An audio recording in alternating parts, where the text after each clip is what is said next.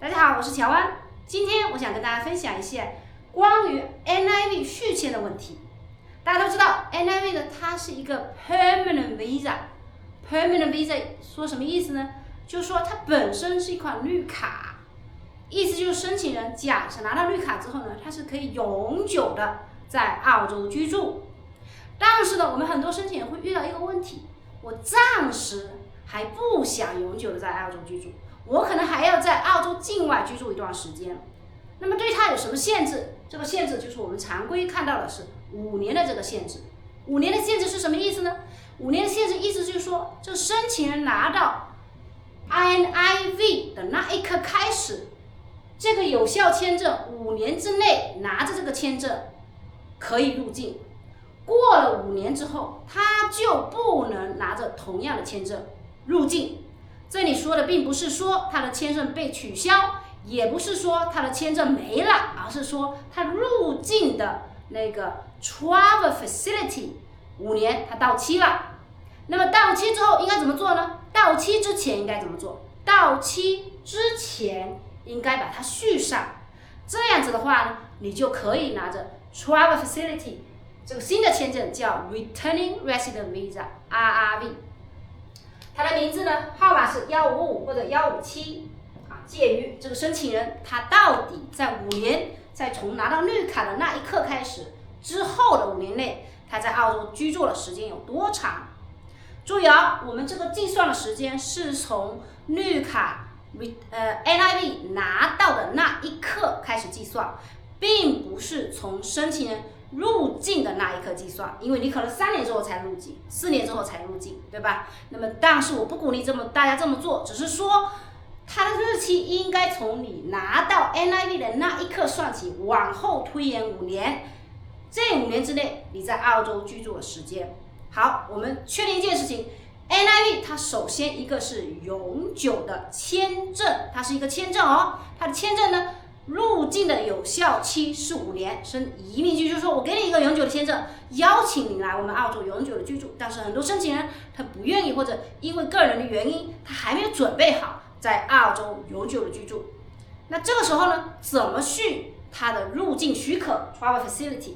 首先我們確定它是5年時間，從拿到簽證到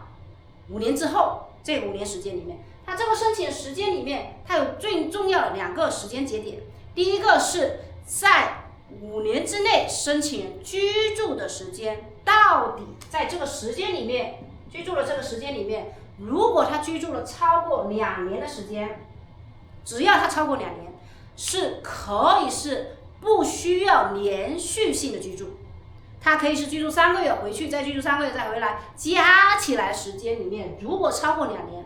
那麼續簽的時候就比較簡單，申請自己可以 DIY 成功很快的就把它完成。只要超過2年，只要超過2年之後呢，它再續的時間呢就是5年 ，OK？ 它再續的5年時間就是5年。那麼这種通常什麼情況？可能申請人拿到綠卡之後呢，他自己本來國家居住了3年，然後最後2年入境，可以嗎？完全是可以的。或者說，在這中間見貨加起來居住時間是超過了2年，他就可以再續5年。但是我們今天重點講的一個是申請人呢，他並沒有在澳洲超過2年時間，他可能來前前後加起來，在第一次5年裡面才3個月，比如是這個案子，或者3個禮拜，或者1年啊，這個不一定確定。只要是低於2年的，那他就出現這一個問題。在申請 RV 的過程中，你需要證明的是申請人他有自己的澳洲關聯性。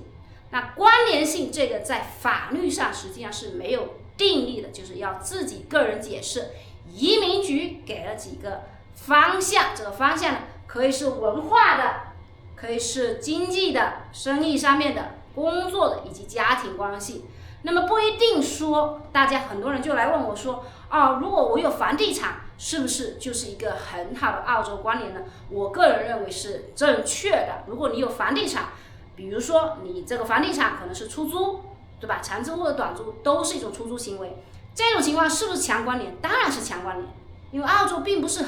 每一個人都有房地產。如果有自己的房產，那麼就認為你一定會有某一天會回來澳洲居住。這是一個非常硬性的一個就是房地產是一個強關聯。那當然，有些申請人說我並沒有想買房子，我可能有別的強關聯。這強關聯是兒女在這裡念書，請問這是不是一種強關聯？當然也是，就是你的小孩在這裡念書，這個是家庭上面的關聯。還有一種的關聯的話是商業上的關聯，比如說我跟某一個人合夥在澳洲創業注冊公司，可是我大部分時間是在海外，只是呢我有跟他線上的溝通。